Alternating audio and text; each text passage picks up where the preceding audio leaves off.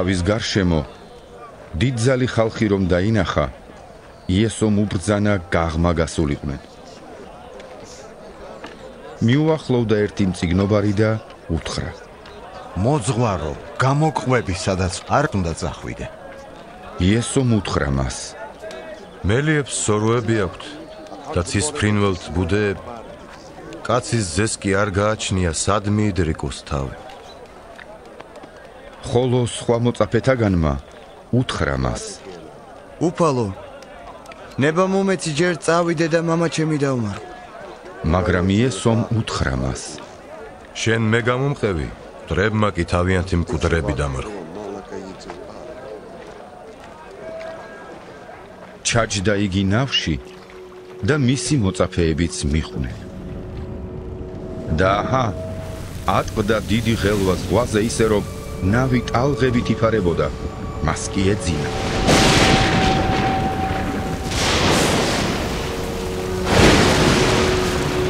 მივიდნენ მასთან, გააღვიძეს იგი და უთხრეს: უფალო, ვიხსენი, ვიღუპები.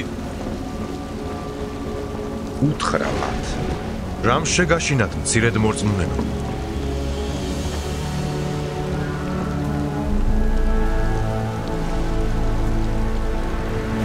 შემდეგ წამოდგა, შერისხა ქარები და ზღვა და ჩამოვარდა დიდი მყუდროება. ადამიანებს კი უკვირდათ და ამბობდნენ: ვინ არის ეს ქარების და ზღვაც რომ მას ემორჩილებიან?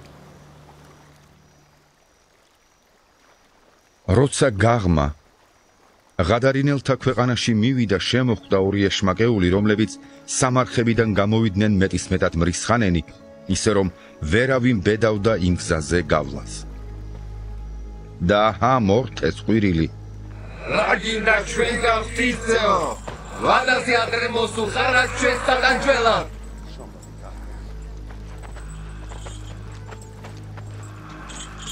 მათგან მოშორებით ზოვდა ღორების დიდი კოლტი.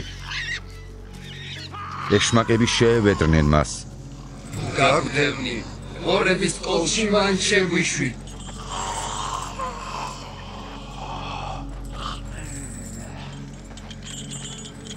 უთხრა მათ: წადით.